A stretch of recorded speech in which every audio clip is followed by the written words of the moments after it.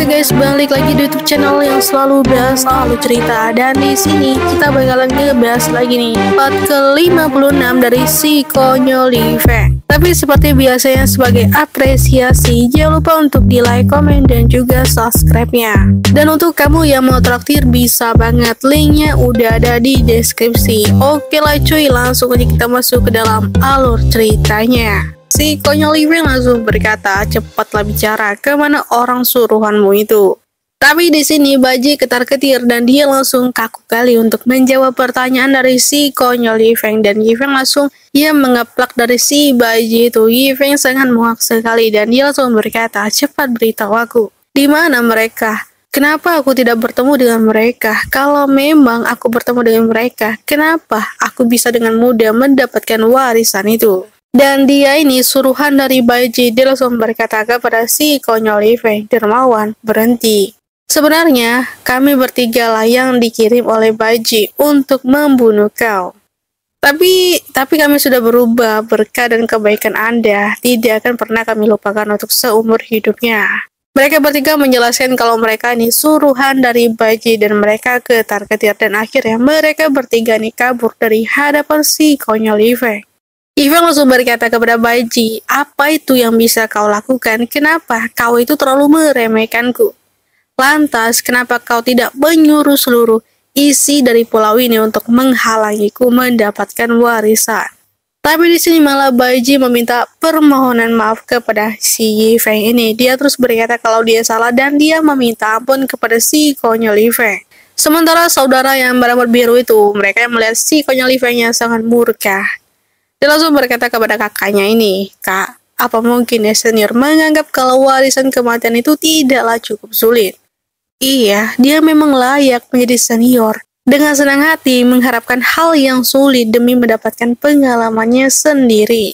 Akhirnya setelah Liveng mendapatkan warisan dari Pulau Wind and Man ini tidak butuh waktu yang sangat lama. Menyebarkan berita kalau orang yang terkuat yang telah berhasil mewarisi warisan kematian.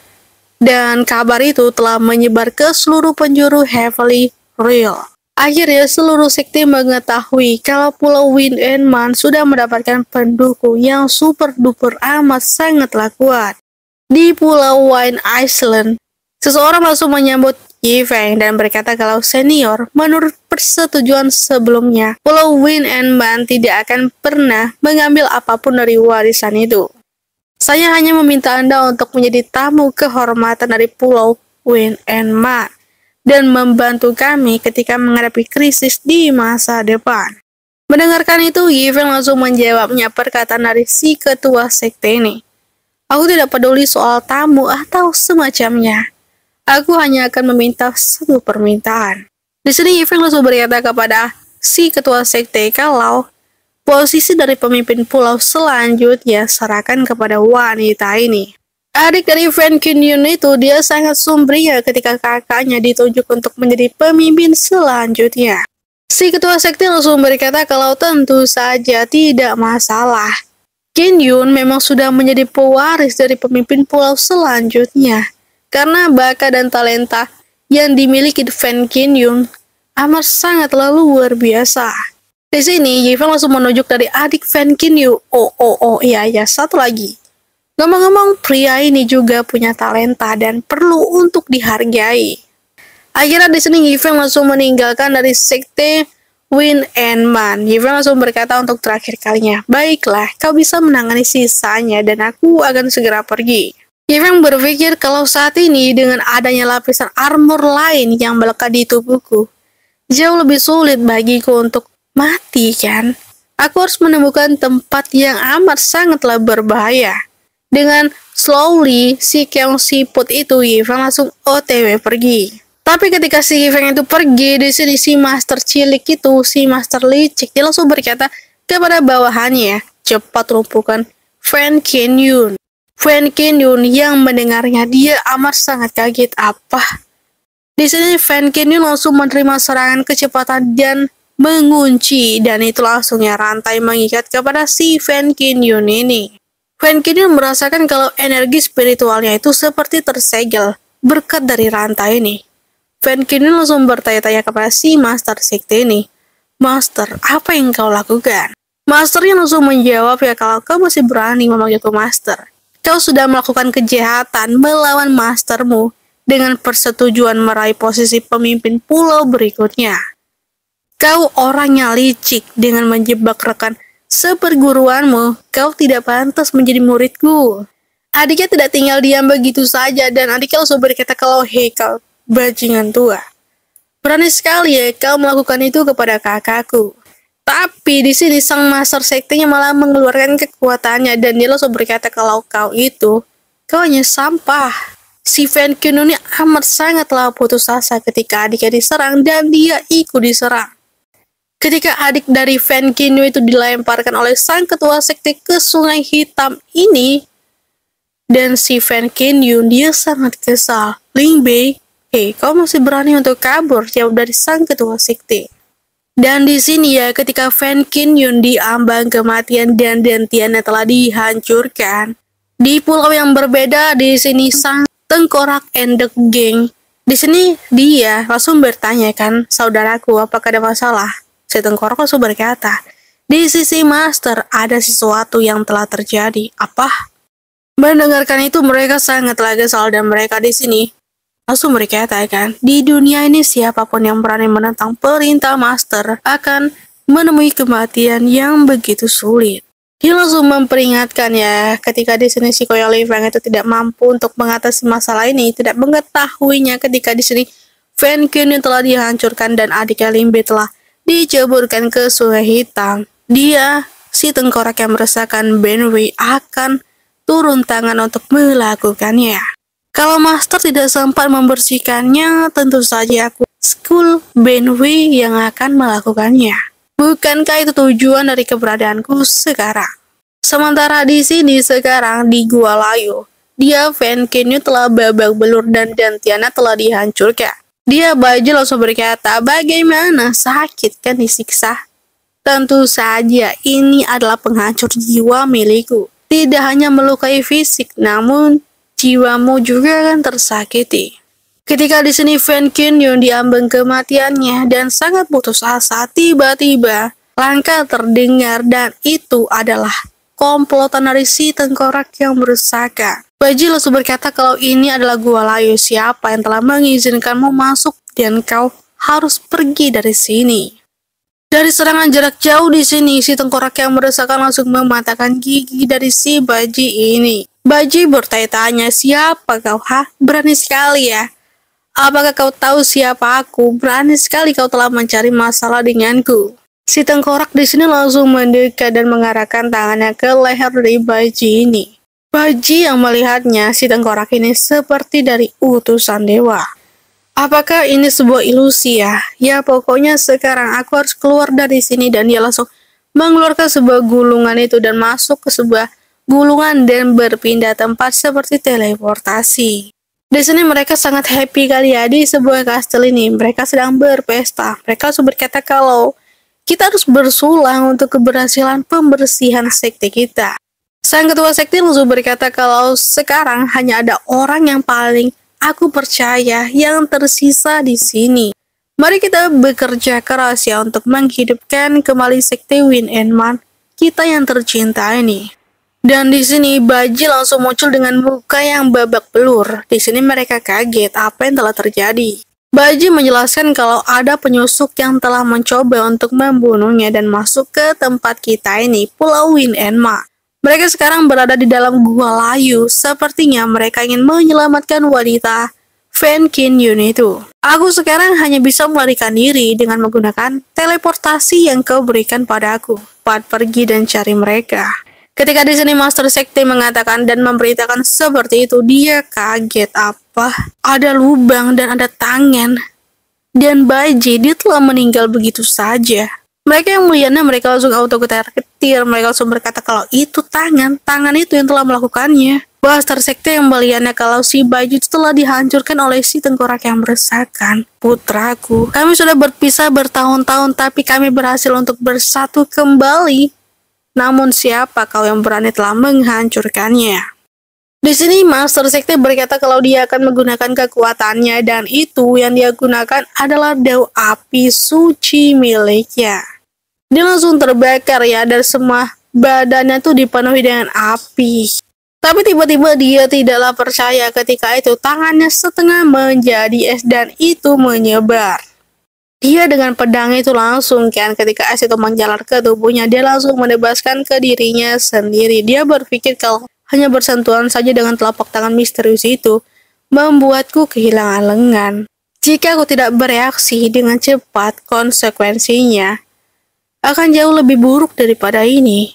Dan telapak tanganku yang satunya, seberapa kuat ya pemilik misterius itu. Dia yang melihat putranya yang telah dihabisi oleh sang tengkorak yang meresahkan. Dia berkata kalau, untung saja dao hati putraku tuh masih ada.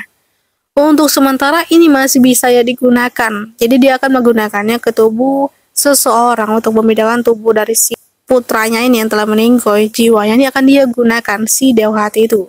Di sini mereka merasakan kalau aura itu semakin kuat dan itu mereka ketakutan kali ya. Tekanannya itu luar biasa dan setiap langkahnya seperti ditimpa oleh palu raksasa dan mereka akhirnya telah diata.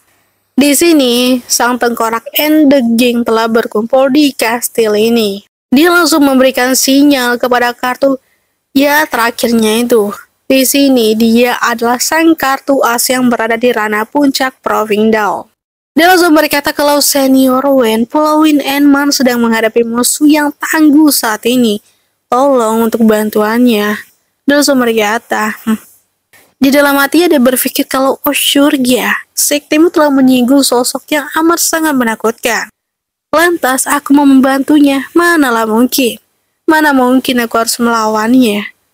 Jangan berteriak seperti itu, bagaimana jika posisiku akan terungkap. Dia langsung kan berkata dan mengadu kepada si kartu asnya ini. Dia bingungkan sang ketua sekte yang sekarat ini. Kenapa ya, ini belum ada tanggapan. Dia terus berkata kalau memanggil Senior Wen ini untuk memanggil gala bantuan. Ketika di sini ya, si Wen ini terus dipanggil terus-terusan nih oleh ketua sekte dari Win Man. Dan dia akhirnya berani menunjukkan wujudnya di hadapan semua orang di kastil dari pulau Win Man ini. Dia, sang ketua sekte, dia langsung membacot berkata kalau tidak peduli siapapun kalian. Dia adalah Senior Wen. Dia berada di puncak Provingdale. Dan di sini, tidak akan membiarkan kalian untuk bertindak sembarangan. Tentu ini benar kan Senior Wen. Dia berpikir ya ketika kedatangan Senior Wen ini. Kalau Senior Wen ini memang seorang ahli dalam 2 generasi. Inilah ahli sejati yang telah kembali menjadi kuat namun tetap rendah hati. Akhirnya dia sang Senior Wen itu dia langsung bersujud kan memohon ampun kepada sang tengkorak yang meresahkan. Kalau dia berkata kalau senior, jangan dengarkan omong kosongnya. Aku tidak mengenalnya, aku hanya lewat saja. Tapi di sini sang ketua sekte, kok Senior Wen seperti ini cuy? Dia berpikir ya untungnya aku telah belajar dari sekte Senseng sebelumnya. Jadi aku harus berhati-hati dan membuat sumpah surgawi. Jika aku menghadapi musuh yang tidak bisa aku kalahkan, atau jika pulau Win Man dibubarkan, sumpah surgawiku tidak akan berlaku. Dia langsung bersumpah di hadapan sang tengkorak yang meresahkan kalau aku bersumpah, aku benar-benar tidak mengenalinya. Dia sang ketua sekte dari pulau Win Man, dia bingung bagaimana bisa Senior Wen seperti itu. Sang tengkorak langsung berkata, keluar dari sini, jangan biarkan aku melihatmu lagi. Dan di sini Senior Wen dengan sigap dan dia langsung berkata, baiklah segera aku akan keluar. Sang tengkorak langsung berkata, baiklah sekarang kamu telah putuskan kan bagaimana caramu untuk meninggoy. Di sini sang ketua sekte bertanya kan kepada sang tengkorak yang bersakan, mengapa mereka ini tega kan berkata seperti itu dan melakukan tindakan seperti ini, bahkan bayi putranya begitu saja telah lenyap. Tengkorak berkata dengan simpel namun menusuk cuy. Itu sederhana karena kau telah melanggar kehendak dewa. Kau bilang apa barusan? Dewa. Kocak kali ya. Berhenti menjadi alarmis. Keberadaan dewa itu hanyalah rumor. atau bahkan tidaklah diketahui. Alarmis adalah upaya untuk membangkitkan ketakutan berlebihan. Dia langsung bertanya kepada sang tengkorak yang meresahkan, kalau kau benar-benar dewa, lantas mengapa kau tidak menghancurkan Pulau Wind and Man untukku? Di sini sang tengkorak yang meresahkan Benway, dia langsung mengangkat tangannya dan itu langsung auto ya keretakan dari Pulau Wind and Man ini. Dari Pulau Wind and Man ini, dia kaget, oh benar. Dia benar-benar dewa. Yang lain langsung auto kocar-kacir. Seluruh pulau akan dihancurkan oleh sang tengkorak yang meresahkan. Akhirnya dia langsung berkata dan semuanya yang berkumpul di kastil ini, mereka langsung kan memohon maaf dan berkata kalau, oh dewa, ampuni kami. Ampunilah. Dan di sini sang tengkorak yang meresahkan langsung berkata kalau, aku akan memberikan penjelasan pada kalian semua dengan jelas dan kalian semua harus dengar. Dia menggunakan sebuah kekuatan dan itu adalah muka dari si Koyo Li-Feng. Mereka kaget ketika melihat Yi-Feng. Lah, bagaimana bisa? Itu orangnya. Sang tengkorak langsung berkatakan kepada mereka, saat itu masterku, Yi-Feng, secara pribadi mengangkat Fan Qingyun menjadi penguasa pulau dan memerintahkan kalian untuk membantu dia dengan sangat baik. Tapi bukan hanya kalian tidak mendengarkannya, kalian juga menggunakan siasat jahat. Lantas, apakah kamu pikir semuanya layak untuk diselamatkan? Master kami, Yi-Feng, tidak punya waktu untuk berurusan denganmu. Tapi sebagai pelayannya, aku, Benway, harus mengurus kalian semua. Dengan satu kali hentakan, auto di sini mereka langsung kocar-kacir dan mereka langsung meninggoy. Di sini roh mereka langsung berterbangan dan di sini sang ketua sekte mereka langsung auto ketar-ketir. Sang ketua sekte yang melihatnya, dia langsung berkata kan di dalam hatinya, aku berpikir ini bisa dilakukan tanpa ada yang menyadarinya. Tapi aku tidak pernah membayangkan keberadaannya akan seperti ini. Dan keberangkatannya itu akan membawa bencana besar bagi Pulau Wind and Man. Tak heran ya, Yi-Feng dapat dengan mudah mendapatkan warisan kematian yang tak tersentuh selama bertahun-tahun. Jika aku tahu itu, aku seharusnya menyerahkan segalanya dan membantu Fan Qingyun dan Lin Bei dengan sangat baik. Ini tentu perbuatanku ini adalah sebuah kesalahan besar. Dan mereka langsung berkata kalau mereka ini meminta ampun kepada sang tengkorak yang meresahkan. Tapi sang tengkorak langsung menjawabnya, terlebih ya, mengapa kau tidak mencoba apa yang kau lakukan pada orang lain? Di sini, Baji yang meminta ampun kepada sang tengkorak tuh hanya sia-sia saja. Dari reruntuhan Pulau Wind and Man, akhirnya pulau baru muncul dengan penuh vitalitas. Mereka yang telah meninggal, akhirnya mereka bisa diselamatkan dan mereka sangat terhura-hura kali. Mereka langsung berkata kalau ini di mana? Apakah kita telah selamat? Pulau Wind and Man mengalami bencana. Aku pikir aku ditakdirkan untuk meninggal. Dan Fan Qingyun telah bangkit lagi. Dia yang melihatnya. Lah, dantianku dan basis kultivasiku juga ada. Tidak ada cedera di badan, pakaian pun utuh, masih bagus, masih kinclong. Semua yang aku derita di dalam gua layu itu tampaknya hanya mimpi. Dia langsung ingatkan adiknya, Lin Bei. Di mana Lin Bei? Dan dia langsung mencari-cari Lin Bei.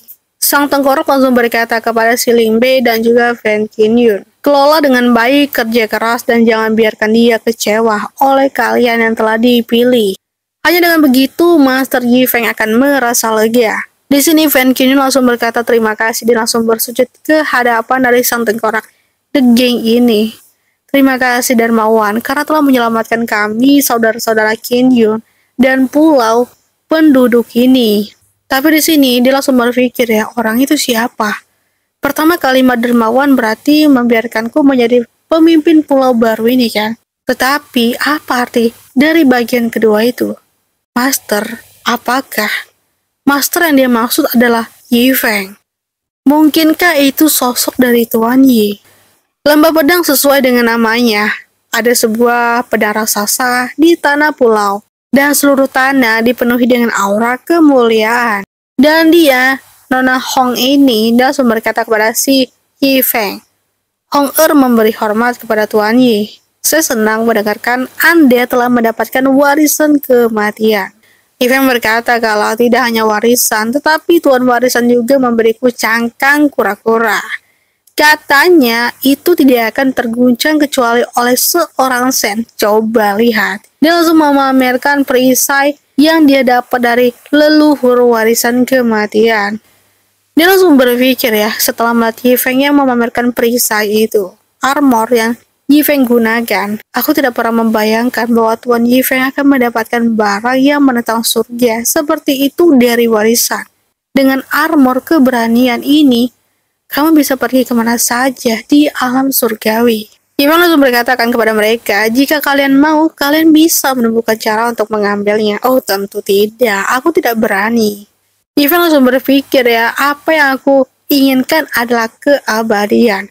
Dan sistem memberitahuku bahwa aku akan mendapatkan bencana dalam 90 tahun ke depan atau bahkan lebih. Untuk keamanan masa depanku, kematian sekarang sangatlah diperlukan untuk menjadikan Yifeng ini immortality sang abadi. Yifeng langsung berkata kan, ngomong-ngomong, apakah kau pernah bilang bahwa kau membuat rencana kematian untukku sebelumnya? Lantas bagaimana rencananya? Aku sangat membutuhkan itu sekarang. Dia langsung kan menunjukkan sebuah koin dan itu seperti alat. Di sini, oh, di sini ya. Dia menjelaskan kalau tapi rencana kematian ini tidak ada apa-apanya di depan armor keberanian Tuhan. Jadi saya tidak akan memalukan diri saya sendiri. Dan dia langsung menghancurkannya. Bagaimana mungkin dia menghancurkannya dengan sangat mudah? Oh surga, apakah ini benar-benar ya tidak ada jalan untuk mencari kematiannya? Yifeng langsung berkatakan kepada si Nona Hong ini, aku tidak menyangka kalau ada seorang sens di 9 alam. Wow, senyum Tuhan ini sangatlah mencurigakan. Ini tentu mengingatkanku pada kenangan buruk sebelumnya. Dia langsung menjelaskan kepada si Yifeng jika Yifeng ini memiliki armor keberaniannya tidak bisa untuk dipecahkan oleh kekuatan eksternal di bawah tingkat sense. Lalu bagaimana ya kalau dari dalam? Yifeng berpikir ya, iya benar juga sih. Membusuk dari dalam dengan apa ya? Racun. Aku sebelumnya sudah pernah meminum racun dan itu tidaklah berguna. Dia langsung menjelaskan kepada si Yifeng, Tuan, yang kamu bicarakan adalah racun biasa. Sementara yang saya bicarakan adalah racun paling mematikan di dunia ini. Wah, seberapa racunnya itu? Dia menjelaskan kalau seperti yang kita tahu sebelumnya, ada banyak monster tersembunyi di zona gelap yang merupakan ancaman besar bagi umat manusia. Cloudster juga terpengaruh oleh zona gelap dan sangat menderita karena monster-monster itu. Dia terus menjelaskan kepada si konyol Yifeng seberapa sadis dan seberapa tajam dari racun mematikan itu. Mendengar itu saja, Yifeng langsung bersemangat. Yifeng langsung berkata kalau, oh, aku ingin mendaftar demi kebaikan umat manusia. Panggil aku dengan segala macam racun. Jika satu racun tidak membunuhku, ganti dengan yang lain sampai berhasil. Dan akhirnya di sini tempat pendaftaran uji racun Pulau Racun Surgawi. Dengan syarat pendaftaran, mereka berada di alam Dao atau di atasnya. Dan 2, mengabaikan kehidupan dan kematian. Tentu ada bayarannya. Dan si Fatwa ini ketika menunggu ya, tidak ada satupun orang yang mau mendaftar. Tiba-tiba di sini Yifeng bersemangat sekali kan dengan senyum Pepsodentnya itu. Aku di sini untuk mendaftar. Dan dia langsung bertanya kan, lah, kau siapa bung? Dia melihat Yifeng ini meskipun kami telah berhasil merekrut beberapa orang dalam 2 tahun berakhir. Kebanyakan dari mereka tidak dalam kondisi baik. Beberapa mengalami luka parah dan akan segera meninggal. Sementara yang lain mengalami kemunduran dan kehilangan harapan. Bagaimana mungkin ada seorang yang bersemangat di hadapanku seperti ini? Dengan semangat, Yifeng langsung berkata, cepat, biarkan aku mendaftar. Bagaimana cara untuk mendaftar? Di mana tempatnya? Bisakah aku mendaftar denganmu? Si Fatwa nih berpikir ya, bocah ini terlalu semangat. Sepertinya kau tidak datang ke sini untuk mati kan? Dan mereka berkumpul di sini melihat si Yifeng nih yang bersemangat untuk mendaftar. Mereka langsung berkata setelah melihat si Yifeng, ada yang mendaftar untuk Pulau Racun Surgawi. Apakah itu benar? Siapa di seluruh alam surgawi yang tidak tahu apa itu Pulau Racun Surgawi? Tapi ya, ada yang benar-benar tergesa-gesa untuk meninggal. Dia, lihat. Dia seorang pemuda yang terlihat sangat normal. Dan Pak Tuan ini berkata kepada si Koyo Li Feng, "Hei, apakah kau akan segera mati? Atau apakah dirimu memiliki dendam yang mendalam? Berharap untuk menukarkannya dengan bantuan asosiasi dunia untuk membalaskan dendammu." Ivan langsung berkata, tidak, sama sekali tidak. Lalu apa yang kau lakukan di sini untuk mendaftar dan tergesa-gesa? Ivan menegaskan dan menjawabnya, tentu saja aku akan menguji racun untukmu di Pulau Surgawi. Dengan sangat kerennya Dani menjawab seperti itu. Ivan menegaskan, bukankah kau mengelola racun untuk melawan invasi iblis di masa depan? Jadi seharusnya aku bisa mendaftar demi keadilan dan masa depan manusia. Lantas mengapa kau harus memikirkan orang seperti itu? Bagaimana dia dengan sangat mudah menjawab seperti itu? Pak Tuan ini heran kan dengan si Koyo Li Feng. Dan langsung berkata, kalau maaf, aku begitu dangkal, biarkan aku meminta maaf kepadamu. Wah, di sini mereka yang berkumpul melihat si Koyo Li Feng yang kekeh kali untuk mendaftar. Mereka sangat bersemangat. Wah, demi kebenaran dan demi masa depan manusia, orang ini benar-benar menjadi teladan bagi umat manusia. Mereka langsung mengagum-agumkan si Koyo Li Feng ini. Nampaknya sang bocah berambut putih itu seorang pahlawan. Ini sungguh telah mengajariku sebuah pelajaran. Sekarang aku merasa ingin mengikuti jejak si Koyo Li Feng ini. Tapi di sana si Koyo Li Feng malah berpikir, wah, puji, aku terus puji.